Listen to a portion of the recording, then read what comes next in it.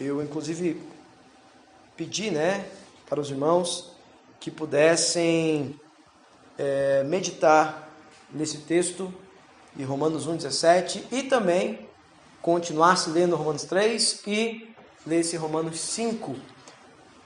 Hoje é o ponto mais alto dessa nossa série sobre a justiça de Deus, tá? E o Espírito Santo precisa, ele mesmo, tocar em você para que seja ponto alto para você também, tá? Não será eu falando mais alto que será ponto alto essa mensagem. Se o Senhor não trouxer vida à palavra, se o Senhor não trouxer revelação, se o Senhor não trouxer entendimento, é mais um discurso, tá ok? Mas eu quero chamar a tua atenção de que tudo que a gente está trabalhando é para chegar até hoje, tá? Para a gente entender o que eu vou falar aqui hoje. Amém, irmãos? Glória a Deus. Vamos lá. Romanos 1, verso 17, nós terminamos falando que a justiça de Deus é revelada onde? No Evangelho. Tá? Como então que eu e você vamos aprender a lidar com a justiça ou as injustiças? Como que eu e você vamos combater todo pensamento que virá no seu coração sobre as injustiças que acontecem e vão aumentar à medida que o Senhor, que se aproxima os dias da volta do Senhor. E como que nós lidamos com isso? Entendendo, compreendendo o Evangelho. No Evangelho se revela, ou seja, no Evangelho podemos compreender e entender o Deus justo para, inclusive, prevenir o teu coração hoje e sarar o teu coração amanhã de toda a injustiça que você vier a viver. Que todos nós vamos viver em um certo nível. Alguns muito, alguns poucos, alguns mais ou menos. Mas se nós vamos viver a geração que vai à volta de Jesus, então todos vamos viver injustiças terríveis. Ok? E a gente precisa ter o nosso coração prevenido sobre isso. Então vamos lá. Se isso é verdade, nós vamos continuar lendo Romanos capítulo 3, onde nós paramos. E Romanos capítulo 3 estava falando que aos olhos de Deus, os homens são indesculpáveis. Aos olhos de Deus, os homens estão mortos. Aos olhos de Deus, todo homem será condenado. Tá? E aí tinha uma tentativa dos judeus de se acharem melhor do que os gentios, pela razão de terem a lei ou praticar algum rito religioso. Nós falamos também que, assim como cristãos, não pode se vangloriar de nenhuma prática religiosa. Por exemplo, eu oro, eu jejum, alguma coisa do tipo. E nós vamos continuar no texto de Romanos, capítulo 3, verso 21, porque no Evangelho nós temos a visão de Deus do homem. A visão que o homem tem de si mesmo, ela é completamente distorcida da verdade. E por isso ser verdade, o homem prefere a mentira. Ele prefere acreditar numa mentira, que ele mesmo sabe que é mentira, mas ele acaba acreditando de tal maneira que se torna uma verdade para ele. E o homem começa a transformar a glória de Deus na glória de criatura. Uma coisa que eu estava pensando, meditando essa semana, e vai virar uma série de mensagens. O homem, ele acaba se tornando, ou se transformando naquilo que ele adora. Todo ser humano é um adorador por excelência, porque Deus nos fez adoradores. Ok? E como nós cantamos, nós nascemos para adorar a Deus. Só que se você rejeita a verdade de Deus, você acaba adorando a criatura ou aquilo que Deus criou. E você acaba se transformando naquilo que você adora. Mas isso é só um parênteses. Então, como que Deus enxerga o homem? E agora o homem, não estou falando do gênero, estou falando da humanidade, como Deus enxerga. E ele vem demonstrando que tanto os judeus como os gentios, todos, não vão poder se safar, escapar do negócio chamado a ira de Deus. Porque a ira de Deus é manifestada dos céus contra todos aqueles que cometeram o pecado. E levante a mão um que não pecou. Então você é alvo da ira de Deus, alvo do juízo de Deus. E todos nós, um dia, estaremos diante dele. E aí nossa pergunta semana passada foi: como lidar, como nos relacionamos com esse tipo de Deus? Como que nós podemos relacionar com Deus sabendo que nós estamos em débito e nós não temos o dinheiro nem o estilo de vida suficiente para pagar a conta? E aí nós falamos então, Romanos 1,17, que somente o Evangelho tem essa boa notícia, porque o Evangelho fala boa notícia, fala de uma notícia. Então, o Evangelho é bom. Então, qual é a boa notícia de Deus para nós? O Evangelho revela essa boa notícia. Qual é a boa notícia? A boa notícia é que você precisa de salvação. Por quê? Porque o próprio Evangelho mostrou que você está morto, que você e eu estamos condenados, e que o coração de todo homem sofre de uma doença terminal, e que nenhum remédio do mundo é possível de curar o coração do homem. Então, se você puder, acompanhe Romanos capítulo 3, verso 21. E a gente vai perceber como é que o Evangelho revela a justiça. Ou melhor, o que é a justiça aos olhos de Deus. Como escapar do dia da ira ou do juízo de Deus. O Evangelho vai mostrar para nós. Vamos ler? Romanos capítulo 3, verso 21. Entretanto, nesses últimos tempos, se manifestou uma justiça proveniente de Deus, independente da lei, mas da qual testemunham a lei e os profetas, isto é, a justiça de Deus, por intermédio da fé em Jesus Cristo, para todas as pessoas que creem, porquanto não há distinção, porque todos pecaram e destituídos estão da glória de Deus. Esta é a notícia que você precisa saber. Deus manifestou a sua justiça ao mundo através do seu Filho Jesus. E aos olhos de Deus, todo homem está morto por causa dos seus pecados. Marcelo, eu ainda estou tentando entender aonde que está a boa notícia.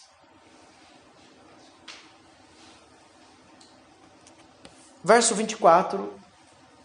Sendo justificados gratuitamente por sua graça, mediante a redenção que há em Cristo Jesus. Verso 25. Deus o ofereceu como sacrifício para propiciação por meio da fé, pelo seu sangue, proclamando a evidência da sua justiça por sua misericórdia. Havia deixado impunes os pecados anteriormente cometidos, mas no presente demonstrou a sua justiça. Presta atenção. A fim de ser justo e justificador. Presta atenção. Jesus, ao mesmo tempo, ele é o justo e ao mesmo tempo ele é o justificador. Então, o Evangelho demonstra que não existe outra maneira de você se livrar da ira de Deus a não ser por intermédio de Jesus. Por isso que você vai entender que o mundo está enfurecido contra Cristo ou contra o Messias. Você vai perceber por que o anticristo, o nome dele é anticristo. Porque o espírito do anticristo vai dizer: você não precisa de Cristo. E toda a nossa tentativa de escapar da ira de Deus ou do juízo de Deus tem a ver com práticas de coisas boas que a gente possa fazer. E o Evangelho mostra que é impossível você escapar da ira de Deus, da justiça de Deus, senão por intermédio do justo e do justificador. O Evangelho desmonta, destrói todo o pensamento positivista ou até negativista do ponto de vista humano. Porque na ótica humana, Deus não pode castigar ninguém, porque senão ele é injusto ou porque senão ele não é amoroso. Porque na ótica do homem, aquele que faz mais bem daquele que faz menos bem não deve ser castigado junto. Mas na ótica do Evangelho, todos serão castigados, porque todos estão destruídos e todos estão mortos. E a gente vai perceber que a importância de a gente entender com mais clareza o Evangelho é a demonstração de que nós não entendemos ainda uma doutrina chamada justificação pela fé. Porque os judeus, eles tinham várias práticas religiosas, como a guarda do sábado, nenhuma outra nação tinha. Eles tinham a prática de se abster de vários tipos de alimentos, demonstrando pureza, como, por exemplo, eles não podiam comer carne sufocada com sangue, eles não podiam comer carne de porco e vários outros tipos de animais eles não poderiam comer. Eles tinham que passar por rituais de santificação. O primeiro deles era chamado da circuncisão, onde o menino, bem novinho, tinha que ser cortado o prepúcio. Isso doía muito. Entre outros tipos de regras que eles praticavam. E por eles praticarem essas regras, eles começaram a achar que eles eram melhores do que as outras nações. Deus começou a mostrar para eles que mesmo que eles praticassem tudo o que eles praticavam, o que faria eles ser salvos do julgamento de Deus, da ira de Deus, não era a prática da lei, mas a fé naquele que deu a lei. Eles nunca seriam justificados por praticar a lei, mas por fé naquele que deu. E esse texto é muito importante de entender. Porque quando a gente olha para as obras dos nossos pais da fé, a gente possa imaginar, por exemplo, os heróis da fé de Hebreus capítulo 11. Moisés, Jesus não tinha vindo ainda. Como que ele pôde ser salvo? Se, Marcelo, a gente acabou de ler de que a fé no Jesus que nos justificou, ou que se tornou propiciação para os nossos pecados, ele sim, fé nele, mas Moisés não tinha como ter fé nele se ele não estivesse ali. O texto é muito maravilhoso. Acompanhe comigo mais uma vez. Verso 25. Por sua misericórdia, havia deixado impunes os pecados anteriormente cometidos. Tenta imaginar isso. Moisés, Abraão, Davi. A palavra do Senhor declara em livro de Hebreus capítulo 11 que eles não serão aperfeiçoados sem nós. Tenta imaginar isso. Sabe por quê, irmãos? Porque eles morreram sem alcançar a promessa. Eles morreram sem ver o Cristo. Muitos deles morreram, inclusive, né? Todos, né? Sem a habitação do Espírito Santo. E por que então que eles puderam ser salvos? Nós podemos falar de Noé, podemos falar antes de Adão ou Caim, ou Enoque. Por quê que eles foram salvos? Porque a salvação nunca estava falada da coisa que eles fizeram ou deixaram de fazer, mas na fé no Deus que pode salvar. No caso deles, eles foram salvos pela fé no Cristo que haveria de vir. Os discípulos na época de Jesus foram salvos pelo Cristo que estava com eles. E nós seremos salvos, estamos sendo salvos pelo Cristo que veio e prometeu voltar. Sempre só existe uma maneira de eu e você sermos salvos. Se nós entendemos que estamos condenados, se nós entendemos que somos mortos. Não existe entendimento claro da graça de Deus sem um entendimento claro do pecado. Então por que foi dado a lei, Marcelo? Para que ficasse escancarado os nossos pecados, para que ficasse escancarado que eu e você somos impossibilitados de salvar a nós mesmos, ou de praticar toda a vontade de Deus. Significa que quando Jesus morreu, todos os pecados que estavam pendurados foram, de uma vez por todas, justificados. É semelhante a alguém que o pai falou assim: eu vou deixar o meu filho e todos os meus filhos e a minha esposa vir aqui na minha mercearia, na minha venda, no meu mercado, comprar no meu nome. E aí você ia lá e comprava um leite, e quando era para pagar você falava: pode anotar no nome do meu pai.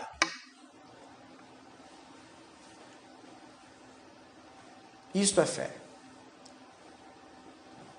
Que um dia o pai iria enviar aquele, Lembre da canção? O Cristo que morreu antes da fundação do mundo. E aí, uma vez por mês, o que o pai fazia? O pai ia lá na venda e falava o seguinte: tudo que os meus filhos, minha família, penduraram no meu nome, eu vou pagar. Como que é o nome disso? Graça. Você não mereceu. Você não trabalhou. Você só foi lá e pegou. Tá ok? Então, os pecados que... Por exemplo, um outro exemplo é: qual a garantia que você tem de que quando o Senhor vier ou retornar, você não será condenado pelos pecados que você já cometeu? Baseado no quê? Pensa nisso. Uma das coisas mais difíceis é não saber o que acontece depois que morreu, né? Porque ninguém voltou para falar, não é assim? Então, que garantia você tem de que se ao morrer hoje e ao abrir os seus olhos você estará diante dele ou estará no inferno? Qual é a garantia? O que fundamenta você crer que não será condenado naquele dia? O que garante? Você ser bom, você orar, você não faltar ao culto, você ser um bom crente. Se até o próprio Jesus, quando foi chamado de bom mestre, ele falou: bom só o meu Pai. E vai perceber que não existe nada de bom em nós. Nós lemos isso semana passada em Romanos capítulo 3. Não existe um justo. Não existe ninguém que pratique o bem aos olhos de Deus. Todos os homens foram considerados inúteis, desprezados. Amém? Então, todos os nossos pecados, irmãos, de certa maneira, também estavam pendurados, a fim de que alguém pudesse nos perdoar e nos justificar. Embora hoje a gente não vai ensinar sobre a doutrina da justificação ou da salvação, para ensinar sobre propiciação, embora você já sabe bastante disso. Hoje nós estamos tentando ensinar que, pela ótica de Deus, todos nós merecemos ser condenados. Tá? Isso que o Evangelho vai deixar muito claro para nós. Verso 27. Onde está, pois, a razão para tanto orgulho? Foi completamente destruído, excluído. Por qual lei? Das obras? Não, ao contrário, pela fé. Concluímos, portanto, que o ser humano é justificado apenas pela fé, independente da obediência à lei. Deus é Deus apenas dos judeus? Ora, não! Ele é igualmente Deus de todos os povos. É evidente que sim, dos gentios também, visto que é só um Deus que pela fé justificará circuncisos e incircuncisos. Ou seja, todos, cristãos, protestantes, judeus, pode dar o nome se quiser. Deus, só existe uma maneira de você ser justificado naquele dia. Se a sua fé é verdadeira naquele que nos justifica, Jesus Cristo. Por isso que Paulo vai dizer em Timóteo que só existe um nome pelo qual os homens devem ser salvos: Jesus Cristo, homem. Ok? Por isso, irmãos, que todo evangelho que não tem Cristo é fraco. E todo evangelho que não tem Cristo não pode salvar. Porque todo evangelho, toda boa notícia que a gente pregue, ou que a gente viva na igreja, que não tenha Cristo, ou que diminua a obra de Cristo, ou que enfraqueça de tal maneira que a gente precisa de Cristo mais alguma coisa, não é o evangelho. Paulo já havia falado isso em Gálatas capítulo 1, ou 2 Coríntios capítulo 3, verso 11. Se nós, de alguma maneira, vamos tirar ou acrescentar qualquer coisa do evangelho, deixou de ser o evangelho. O evangelho é Cristo suficiente para nos perdoar e nos purificar de toda a injustiça. Como que isso aconteceu? Por que que isso acontece? Romanos capítulo 5, verso 6, acompanhe comigo. Qual é a dinâmica que Deus dá para isso? Qual é a história que Deus conta para a gente entender isto? Romanos, capítulo 5, verso 6. Em verdade, no devido tempo, quando ainda éramos fracos, Cristo morreu por todos os ímpios. Sabemos que é muito difícil que alguém se disponha a morrer por um justo. Embora uma pessoa que se dedique ao bem, talvez alguém tenha coragem de dispor a sua vida. Porém, Deus comprova seu amor para conosco pelo fato de ter Cristo morrido em nosso benefício quando ainda andávamos no pecado. Ou seja, o Senhor não morreu por ninguém bom, porque não existe ninguém bom.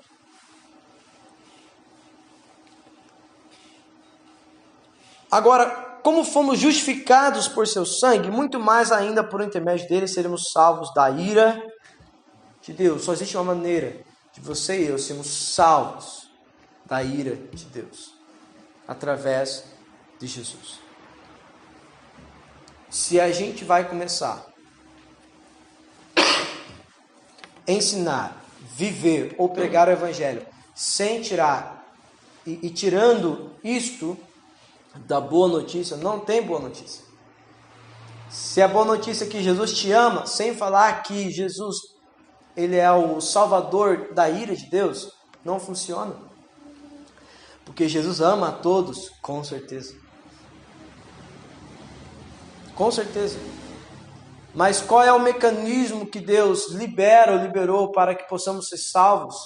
E a gente nunca entendeu salvos do que nós precisamos ser.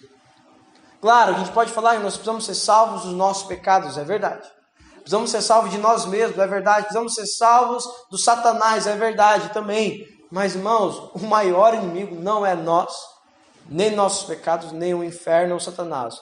O nosso inimigo é o Deus, que virá para vingar todo o pecado. Lembre, porque a justiça de Deus é revelada na pessoa de Deus, que é justo, a sua natureza santa. É isso que a gente não entende. Porque se você vai pregar o evangelho para alguém e começa a mencionar que precisa se arrepender, ele pergunta, arrepender do quê? É só pedir perdão? Vou pedir perdão então. É só isso que eu tenho que fazer? E a pessoa pede perdão. Então tá, o que eu tenho que fazer? Peço perdão? Tá, eu peço perdão por todos os meus pecados. É assim? E o entendimento que você estará diante daquele que é santo. Então, pedir perdão pelos pecados não é o que nos faz ser salvos da ira de Deus. O que nos faz ser salvos da ira de Deus é entender o que Jesus fez, para que nós pudéssemos ser salvos da ira de Deus. Então, através de Cristo, podemos sim. Então, o Evangelho mostra que você está morto, o Evangelho mostra que você será condenado, o Evangelho mostra que você já é condenado, mas o Evangelho mostra que haverá um dia onde o Deus justo virá julgar você. O Evangelho mostra que Deus arrumou uma maneira de você ser salvo. O Evangelho mostra que só tem uma maneira de você ser salvo, que é crendo de maneira suficiente no que Jesus fez. Então, através de Cristo, podemos ser salvos da ira de Deus. Verso 10. Ora, se quando éramos inimigos de Deus, presta atenção no que o Evangelho fala. O Evangelho nos coloca numa posição muito complicada. O Evangelho mostra que nós somos inimigos de Deus. Tente imaginar isso. Você já pôde pregar para alguém e falar isso? Tenta trazer alguém para Jesus falando isso para ele. Você sabia que Jesus te ama? Não. Começa assim. Você sabia que você é inimigo de Deus? Esta é a verdade do Evangelho. Tá? E que nós, na nossa condição de pecadores, estamos como os inimigos dele. E é justamente por isso que ele enviou a Cristo. Lembra que ele quer nos chamar de amigos? Lembra disso? Agora lembra quem é que ele chama de amigo? Quem lembra? João capítulo 15. Aqueles que ouvem e obedece às minhas palavras. Ora, se quando éramos inimigos de Deus, somos reconciliados com Ele mediante a morte do seu Filho, nós podemos ser reconciliados a partir de um negócio que ele vai chamar de morte. Quanto mais no presente, havendo sido feitos amigos de Deus, seremos salvos por sua vida. Ainda mais se nos gloriamos também em Deus por nosso Senhor Jesus Cristo, por intermédio de quem recebemos agora por quem recebemos completa reconciliação? Por intermédio de Cristo. Crendo no quê? O poder da sua morte. Ou como Romanos 6, e o poder da sua ressurreição. Se com ele morremos, se cremos que com ele morremos, cremos que com ele ressuscitamos, aonde existe nós aqui? Ele morreu, ele ressuscitou, ele nos reconcilia. Aonde que existe obra minha ou sua? O que eu e você fizemos ou podemos fazer? Concluindo então o verso 12. Da mesma forma como o pecado ingressou no mundo por meio de um homem, pelo pecado a morte, assim também a morte foi legada a todos os seres humanos, porquanto todos pecaram. E aqui existe um grande detalhe que você precisa entender. Muitos de nós vamos ter a desculpa na ponta da língua para dar, e muitos, quando vocês forem pregar, vão dar a resposta para vocês. Então significa que eu sou pecador por causa do Adão? E eu vou ser condenado por causa do pecado dele? Sim. O Evangelho vai mostrar exatamente isso, que porque Adão pecou, todos pecaram. É isso. Qual que é a interpretação mais lógica? Não é justo. Você percebe? Não é justo. Então qual é a resposta de Deus para isso? Então tá bom. Mas eu enviei meu filho para aniquilar este pecado. E agora qual é a desculpa? Você não merece ser condenado com Adão? Beleza. Então eu arrumei um escape para você.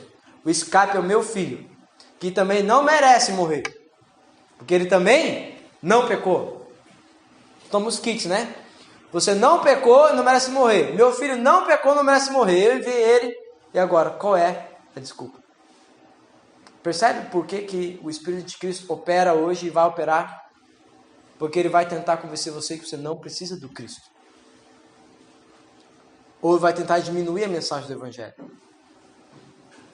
Porque ele tentou fazer a mesma coisa com Jesus. Vocês lembram disso? Se você é o Filho de Deus, não é assim?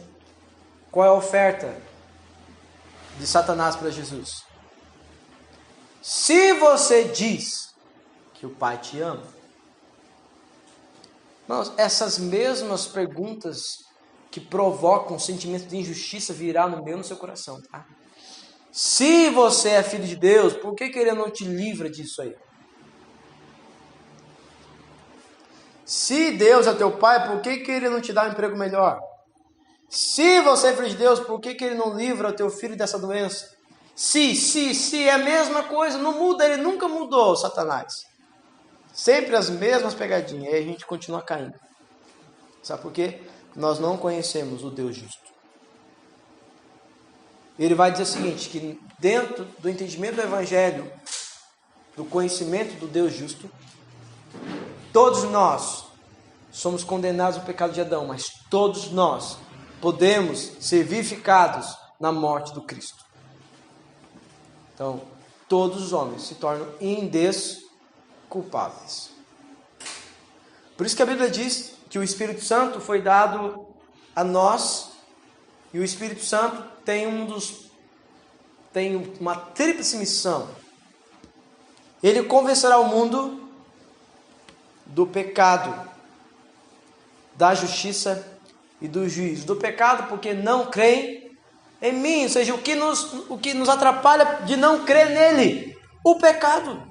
Ou seja, não entender que estamos mortos aos pecados nos faz não entender que precisamos dele. Entendeu isso? Ou seja, se você não pregar para alguém que ele está morto em seus pecados, que precisa arrepender dos seus pecados, ele não pode crer no Cristo. Você consegue entender isso? E toda maneira de diminuir essa verdade, diminui também o entendimento da pessoa de salvação.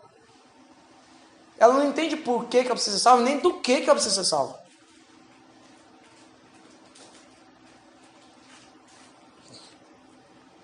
Verso 14. No entanto, a morte reinou desde a época de Adão até os dias de Moisés. Mesmo sobre aqueles que não cometeram pecado, semelhante à desobediência de Adão, o qual era a prefiguração daquele que haveria de vir. Contudo, não há comparação entre o dom gratuito e a transgressão. Pois se muitos morreram por causa da desobediência de um só, presta atenção, muito mais a graça de Deus e o dom pela graça de um só homem, Jesus Cristo, transbordou para muitos. Ou seja, por um homem entrou o pecado no mundo e por ter entrado o pecado no mundo entrou a morte reinou e a morte domina sobre todos os homens. Lembre que uma das coisas que vai acontecer quando o Senhor voltar é que ele vai aprisionar a morte no Hades também. Desculpe, no lago de fogo. Até a morte será destruída pela vinda de Jesus. Tenta imaginar isso. A morte será destruída pela vida de Cristo. E aqueles que morreram sem confessar ou sem confiar no Cristo estarão condenados à morte eterna. Consegue entender isso? Porque a morte estará onde? No lago de fogo. E você vai para onde? Para o lago de fogo. Então você vai experimentar a morte eterna, porque a morte estará lá. Consegue entender isso? Porque morte é separação. Essa ideia de morte como fim nunca houve nas Escrituras. Morte é separação. Então o que é morte eterna? Eternamente separado de Deus. Terrível. Isso o Evangelho vai mostrar. Que todo homem que não consegue chegar em Cristo para ser salvo, sofrerá o dano da segunda morte. Verso 17. Pois se pela transgressão de um só homem a morte reinou por meio desse, muito mais os que recebem da transbordante provisão da graça e do dom da justiça reinarão em vida por meio de um único homem, Jesus Cristo. Portanto, assim como uma só transgressão determinou na condenação de todos os seres humanos, assim igualmente um só ato de justiça resultou na justificação que traz a vida a todos os homens. Ou seja, o Senhor vai dizer no seu evangelho que a morte de Jesus foi um ato de justiça, que vai promover justificação a todos aqueles que crerem nele pela fé. Sendo assim,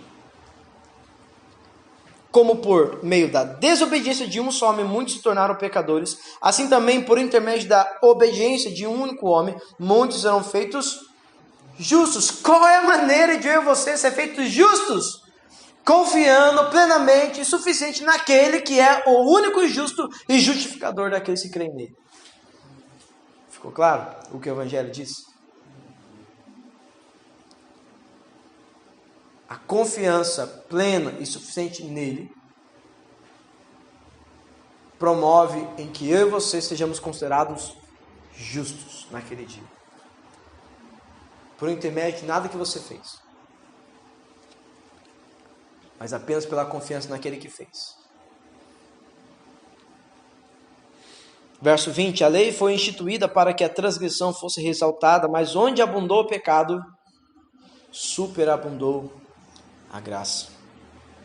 Para que assim como o pecado reinou na morte, assim também reine a graça pela justiça, para outorgar vida eterna por intermédio de Jesus Cristo. Ou seja, sabe quem vai experimentar abundante graça? Quem experimenta ou quem entende abundantemente o Evangelho. O Evangelho é abundante em quem entende abundantemente o perdão e a justificação. Se você entende o tamanho do perdão, o tamanho da justificação que ele operou naquela cruz, você vai experimentar abundante graça. A abundante graça está ligada ao entendimento do Evangelho. Então, essa prosperidade chamada teologia da prosperidade existe, tá? Mas não é dinheiro. o que também é. A abundância da graça significa você desfrutar daquilo que em Efésios capítulo 1 diz. Ele nos abençoou com todas as bênçãos. Todas. Desfrutar dessas todas as bênçãos está diretamente ligado a entender o Evangelho. Alguém que é próspero em tudo, simplesmente porque entendeu o Evangelho. Nós podemos perceber alguém que está desprovido de dinheiro, desprovido de saúde, desprovido de bênçãos materiais ou até problemas familiares. E mesmo assim desfrutar de abundante graça. Jó. E uma pessoa mais próxima de nós, Paulo. Porque Jó está, né? Antes ainda de Abraão. O que Paulo disse? Nada tendo, mas possuindo tudo. Sendo pobre, mas enriquecendo a muitos. Esse é o poder do Evangelho. Ou como Filipenses capítulo 3. Quando comparado a Cristo, considero tudo como estrume de vaca. Por quê? Porque quando eu entendi o poder do Evangelho, todas as coisas se tornaram em nada para mim. Então, o Evangelho tem esse poder de transformar tudo. Então, a Bíblia vai dizer então que tudo é santo para aquele que é santo. E quando se aproxima aquele dia, se santifique mais aqueles que são santos. Simples assim. Porque o Evangelho tem esse poder de transbordar graça no meu, no seu coração, na minha e na sua vida. Amém? Então, como eu disse no início dessas série de mensagens, o quê? Esse é o tempo do Evangelho. Porque se a gente entende o Evangelho e vai permitir que a nossa vida seja moldada a partir desse entendimento, nós vamos experimentar abundância, graça, mesmo diante de sofrimento, de restrições, mesmo nada tendo, possuindo tudo, mesmo sendo pobre, estaremos enriquecendo a muitos, porque o Evangelho é suficiente. Amém? Como eu sempre faço, nós vamos então introduzir o assunto para a próxima pergunta. Então, respondendo mais uma vez, a pergunta anterior é: como escapar da ira de Deus? Como se relacionar com Deus justo? Confiando plenamente e suficientemente no Cristo, que se transformou em justo e justificador. Um texto maravilhoso que você lembra, 2 Coríntios capítulo 5, verso 14. Ele morreu para que aqueles pela qual ele morreu não vivam mais para si. Mas ele lá embaixo, no verso 21, se não me engano, ele vai dizer: Jesus se tornou pecado para que nós fôssemos feitos justiça de Deus. Meu Deus, que texto é esse? Jesus é tanto o justo como o nosso justificador. Ele é o Cordeiro de Deus, ao mesmo tempo ele é o sumo sacerdote e o sumo apóstolo da nossa confissão, da verdadeira confissão. Então ele se transforma para nós a testemunha fiel. Amém? Então, existe como nós compreendemos justiça sem entender com clareza quem é Jesus? Não! Não existe como. E cada vez que o Evangelho penetra no nosso coração, destrói toda a justiça que a gente tem, ou acha que tem, ou quer manifestar na vida dos outros. Destrói totalmente. Por isso que o Espírito de Cristo vai tentar diminuir o poder do Evangelho. Sempre. Vai tentar diluir. Sempre. Já viu aquele quisuco que se vendia antigamente? Que um envelopinho você fazia 10 litros. Aí o quisuco tinha o quê? Gosto de fruta? Tinha fruta? Tinha água com cor, porque negócio tingia mesmo, né? Você colocava 10 litros e ficava colorido. E açúcar. Pergunto, Tem suco ali? Não. Água doce com cor. Não é isso? Ou como a gente fazia em casa, né? Uma família, veio de uma família um pouco mais pobre, digamos assim. A gente diluía. Hoje, faz pouco tempo que eu descobri que aquilo era errado. Mas sabe o que a gente fazia?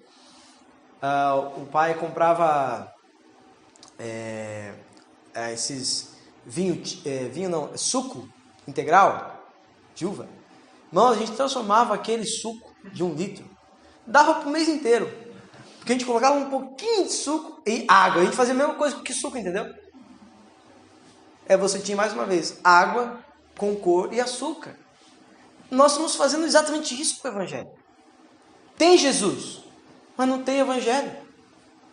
Não tem um entendimento sobre a cruz, a morte, o pecado, arrependimento, justiça, justificação. E o pior, nunca se ouviu falar sobre a ira de Deus. Vamos lá, irmão, o Senhor disse para levantar a mão. Quem já tinha escutado sobre isso que eu estou falando aqui fora nessa série? Nós ficaríamos assustados. E o juízo eterno, irmãos, segundo Hebreus, é básico. É básico.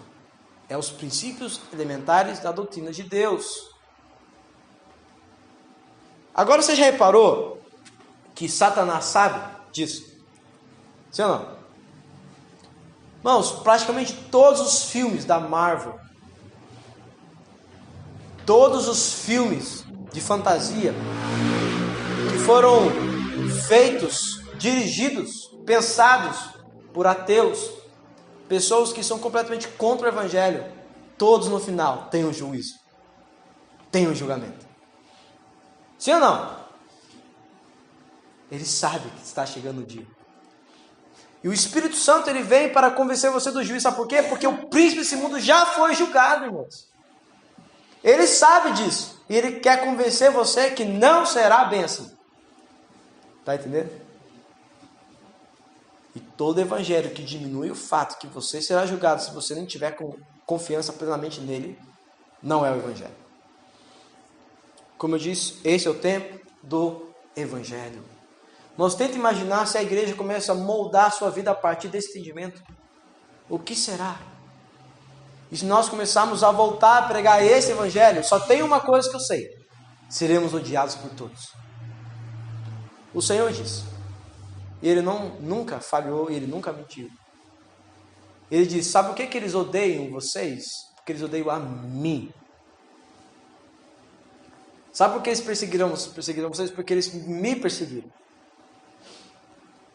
Amém?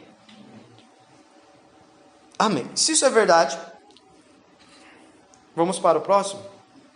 Abra comigo Atos 17, verso 25. Vamos lá.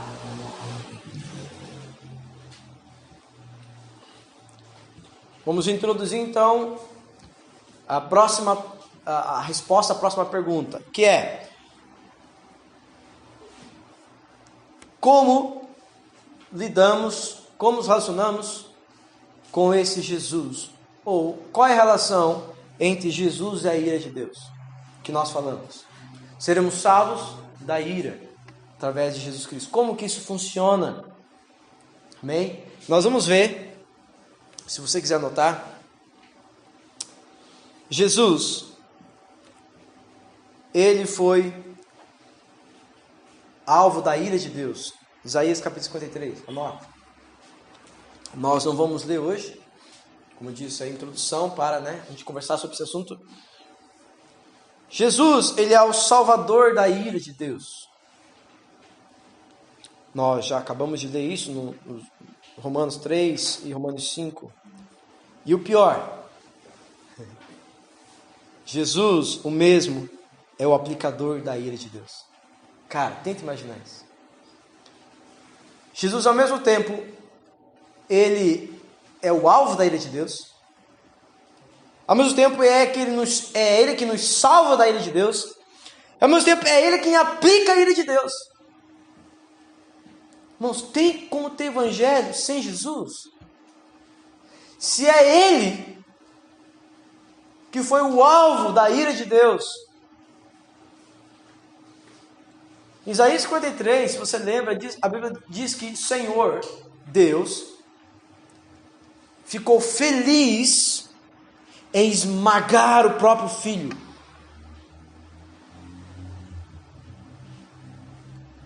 Deus derramou sobre o Jesus, homem naquela cruz, a sua ira, para que ela não viesse sobre você. E esse Jesus, quando ele vier, quando ele retornar, ele vai salvar você da ira que já veio sobre ele. Mas o mesmo Jesus vai aplicar a ira de Deus sobre todos aqueles que desprezaram o seu nome, desprezaram a salvação. Todos aqueles que não amaram a Ele mesmo. Percebe? O próprio Jesus é o mesmo que recebeu a ira de Deus, é o mesmo que nos salva da ira de Deus e é o mesmo que aplica a ira de Deus. Então, eu quero ler hoje, por enquanto, apenas Atos 17, mas eu gostaria também que você anotasse Apocalipse capítulo 19, do 11 até o 21. Gostaria que você anotasse também para ler em casa, que são textos que nós vamos trabalhar na próxima mensagem. Jeremias 23, verso 5. Jeremias 23, verso 5. Anote também para você ler em casa Isaías capítulo 11, do verso 1 ao verso 7.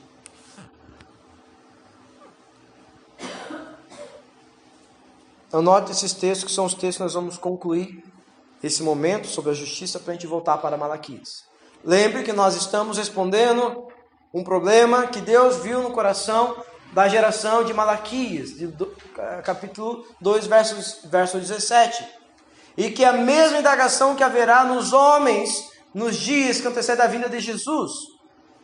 E o Evangelho é a resposta de como nós devemos lidar com essa questão. Tá? Só para vocês lembrarem por que nós estamos falando disso. Todo mundo achou? Atos, capítulo 17.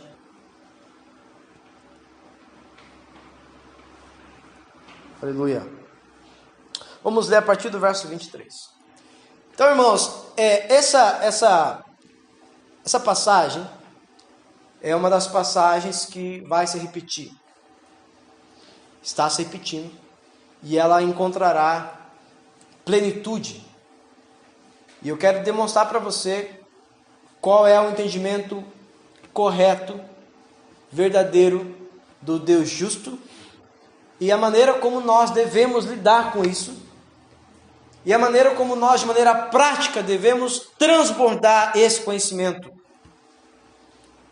Quando encontrarmos plenitude, o Senhor liberar essa plenitude sobre a igreja no Brasil e no mundo. O único tipo de conversa que nós vamos ter com o mundo é desse tipo aqui. E a única pregação que estará nos nossos lábios será esse tipo. Você vai perceber que ainda não está. Mas eu creio que está chegando o momento de a gente, entender esse evangelho, viver a partir desse evangelho, então pregar esse tipo de evangelho. Verso 23. Paulo está em Éfeso, e ele está numa festa pagã. E nessa festa existia vários quiosques. Tenta imaginar vários quiosques. Já viu feira de rua, né? Feira de rua tem vários quiosques do quê? De frutas, de verdura, não é assim? Tenta imaginar uma feira, só que em vez de frutas e verduras, cada quiosque era dedicado a um tipo de Deus. Okay? Então era uma festa pagã. Inclusive, se você pesquisar, você vai ver que no Rio Grande do Sul, infelizmente, ainda tem isso. Tá? Existe lá uma cidade inteira dedicada ao paganismo. Uma cidade inteira. Tá? Existe, inclusive, as más línguas dizem que existe sacrifício de animais, sacrifício de crianças, sacrifício de homens naquele local. Bruxos de alta estirpe numa cidade. Inclusive já foi alvo de filmes e novelas, essa cidade, no Rio Grande do Sul. Tenta imaginar isso, irmãos. Uma rua bem grande. Aí Paulo, andando por essa rua, de repente ele percebe que um desses quiosques está escrito: ao Deus desconhecido. E Paulo chama a atenção, fala o seguinte: olha, a este Deus que vocês não conhecem, eu quero falar uma coisa. Tenta imaginar, irmãos, a igreja desafiando as nações exatamente dessa maneira. Eu quero desafiar vocês a conhecer o verdadeiro Deus. E eu creio que esse desafio deveria estar, e eu creio que vai crescer em nossas igrejas. Nós vamos começar a desafiar, inclusive nas nossas igrejas, ao Deus que nem a gente conhece. Eu quero falar quem é. E é o que nós estamos fazendo nessa série, né? Removendo os pensamentos errados sobre Deus e colocando o pensamento correto sobre Deus. Então, ao Deus que vocês acham que conheciam, agora eu quero falar quem é. Tá? Como eu disse para vocês, alguns anos atrás, eu tive o privilégio de estar no casamento da minha mãe, e foi num templo católico. E durante todo o processo de casamento, que é muito bonito, né? Em qualquer lugar, casamento é bonito, né? Porque é uma coisa que Deus fez. Pode ser um terreiro de Umbanda, irmãos, vai ser bonito o casamento, porque o casamento é abençoado por Deus, tá? Mas o rito religioso daquele dia, eu comecei a analisar e perceber que não existe diferença nenhuma das igrejas evangélicas. Eu estou falando do rito, ok? Da condução ali litúrgica, tá? Da frieza dos corações, pessoas cantando músicas que não sabem o que significa, e ao Deus desconhecido, tá? Então é tempo, irmão, de nós conhecermos ao Deus da Bíblia. E é o tempo de nós permitirmos Deus remover pensamentos errados que nós tínhamos ou temos dele. Mesmo que isso custe bastante, porque vai custar bastante. Nós, quando o Senhor estiver voltando, e nós queremos que Ele está voltando, você vai ver o quanto custa uma fé verdadeira. Logo você vai ficar sabendo o quanto custa uma fé verdadeira. Vai custar o teu emprego. Para algumas famílias vai custar o próprio casamento. Vai ter mulheres que vão falar: ou Cristo ou eu. Nota o que eu estou falando. Vão ter homens que vão dizer: ou Cristo ou eu. Vão ter filhos que vão dizer: pai, ou Cristo ou eu. Presta atenção, irmãos. As escrituras afirmam que isso vai acontecer. As escrituras não colocam que talvez aconteça. Elas afirmam que pais estarão contra filhos, filhos contra pais. E aqueles que fizerem isso julgarão que estarão fazendo isso em nome de Deus. Mas Daniel capítulo 11, verso 32 e 33. Mas o povo que conhece o seu Deus fará proezas, e dentre eles haverão sábios que ensinarão a muitos. Irmãos, haverá um momento as pessoas precisarão ouvir o verdadeiro evangelho. E nós vamos pregar exatamente como Paulo. Amém? Você crê nisso? Amém. Esse evangelho estará nos nossos lábios. Presta atenção no verso 23. Pois andando pela cidade, observei cuidadosamente seus objetos de culto, encontrei até um altar com essa descrição. O que dizia a descrição do altar? Ao Deus desconhecido. Ora, o que vocês adoram, apesar de não conhecer, eu vou anunciar. O Deus que fez o mundo. Irmãos, o que mais cresce é o pensamento, né? Não é criacionista, mas evolucionista. Está crescendo. As universidades estão pregando apenas uma coisa: a teologia liberal. Antigamente, os professores nas escolas podiam nem ser crente, nem ser católico, embora todo mundo era católico nesse país. Mas eles ensinavam assim, ciência e geografia a partir desse ponto de vista do Big Bang, mas eles sempre falavam, eu lembro disso,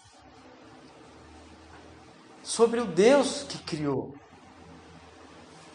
Hoje é raro você ver um professor que defenda isso aí. essa maneira de pensar. E se você fala para um estudioso sobre isso, eles dão risada da tua cara. Você é muito cafona, não acredito que você acredita nisso ainda. Você acredita na Bíblia ainda? Tá? E nós vamos encher a nossa boca, irmãos, e falar com ousadia, com graça, cheio de vida, esse evangelho que nos salvou, mas é o seguinte: não! Existe um Deus que criou, que fez tudo, e tudo que nele há é o Senhor do céu e da terra. Ele não habita em santuários feitos por mãos humanas, ele não é servido por mãos de homens, como se necessitasse de algo, porque ele mesmo dá a todos a vida, o fôlego e as demais coisas. Inclusive nós vamos falar para essas pessoas: o ar que você está respirando foi o meu Deus que te deu. De um só homem fez ele todos os povos para que povoasse toda a terra, tendo determinado os tempos anteriormente estabelecidos e os lugares exatos que deveriam habitar. Sabe por que você mora no Brasil? Porque ele quis. Sabe por que você nasceu dessa família? Porque ele determinou. Um evangelho deuscêntrico, cristocêntrico, espiritocêntrico. Lá vamos inventar os nomes mais estranhos, para dizer que é tudo sobre ele. Deus fez isto, presta atenção, Deus fez isto para que os homens os buscassem. E talvez, tateando, pudesse encontrá-lo, embora não esteja longe de cada um de nós, como diz Romanos capítulo 1. Os homens são indesculpáveis porque Deus se revelou em tudo que criou. Pois, mesmo que você não entenda, mesmo que você não creia, mesmo que você não acredite, eu vou te falar uma coisa: pois nós vivemos nele, nós nos movemos e existimos porque ele é. Ou como diz Hebreus capítulo 1, verso 3, até verso 3, todas as coisas são sustentadas pela palavra do seu poder. Também somos descendência dele. Assim, visto que somos descendência de Deus, não devemos pensar que a divindade é semelhante à escultura de ouro, prata e pedra, feita pela imaginação de algum homem. No passado, presta atenção aqui, Deus não levou em conta essa ignorância. Mas agora, irmãos, o agora faz parte de nós, amém? O agora é a era da igreja, é a era do Espírito Santo, mas agora ele deseja, ele conclama a partir da pregação do verdadeiro evangelho, agora ordena que todos se arrependam. A nossa pregação será no Deus verdadeiro, e será uma coisa só: se arrependa. Não tem outra mensagem, amém? Não tem outra mensagem. Então aqui entramos no nosso assunto, né? Verso 31. Pois estabeleceu um dia em que há de julgar o mundo com justiça. Se a nossa pregação, irmãos, não tiver o assunto da justiça de Deus, nós teremos com sérios problemas, porque é essa pregação que ele ordena que agora nós façamos. Pois estabeleceu um dia em que há de julgar o mundo com justiça, por meio de quem? Por isso que o Espírito Santo, o Espírito de Cristo está bufando. Ele sabe que está chegando o dia. E ele sabe que aquele ao qual os homens os transpassaram será quem Deus designou para julgar o mundo. Este mesmo que morreu como um cordeiro está vindo como um leão. Amém? E ele é o aplicador da justiça de Deus. Você percebe? Por meio do homem que designou. E deu provas disso a todos. Fazendo o quê? Ressuscitando dentre os mortos. Você sabia, nós vamos estudar isso ano que vem, que o anticristo, nos dias que antecedem a vinda de Jesus, sabe o que vai fazer? O seu desespero chegar no ponto. Sabia que ele vai morrer e vai ressuscitar? O anticristo. Sabia disso? Para imitar o Cristo, ele vai tentar fazer a mesma coisa. Quando a Bíblia diz que muitos são enganados, é por causa disso, porque ele vai imitar as obras de Cristo. E continua imitando até hoje. Ele é o imitador. Então, irmãos, sabe? O tambor é de Satanás. Irmãos, Satanás imita. Nada é dele, tudo é de Deus. Amém? Por isso que, olha, quando você falar, olha lá, olha aqui, não escutais. Não é assim que será. Não será assim. Agora tenta você imaginar. Sempre alguém pregou sobre Jesus para você. Você nunca creu porque tinha que morrer, tinha que se arrepender, tinha que mudar.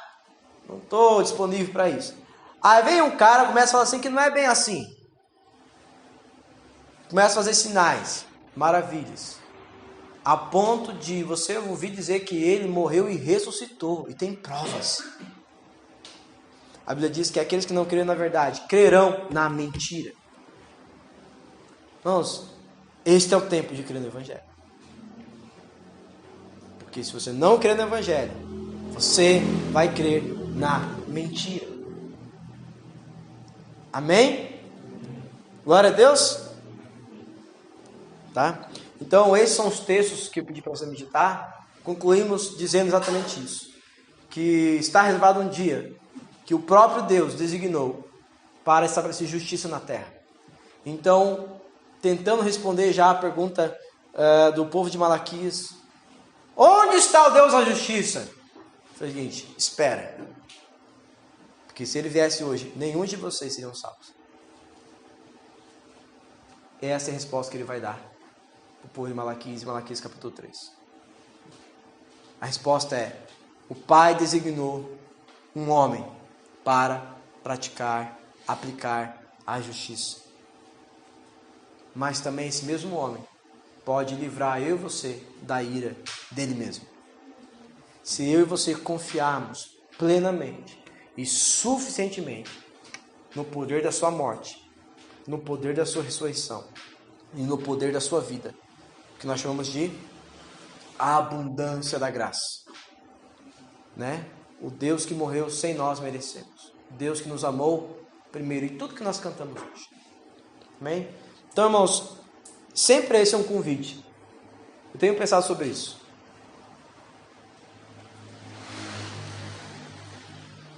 Porque às vezes a gente pensa assim, Marcelo, mas esse é um assunto que eu já sei, de alguma maneira. Nós não deveríamos estar falando de coisas mais profundas, de assuntos mais elaborados. Irmãos, eu tenho percebido que quando o Senhor disse que Ele semeou no seu campo o trigo, e Satanás semeou o joio, Ele não está falando da igreja. Ele está falando do mundo. Ok? E no mundo existem os santos, não na igreja. A igreja é a reunião dos santos que estão no mundo. Então, quando nós estamos unidos aqui, não necessariamente estamos unidos na igreja, mas como igreja. E dentre nós existe joio. E o Senhor quer que a gente pregue essa mensagem, para que todos nós convertemos o nosso coração. E sempre é tempo de arrependimento. Tá bom? Então, se você achava que conhecia Deus, está percebendo que não conhecia, se arrependa dos seus pecados.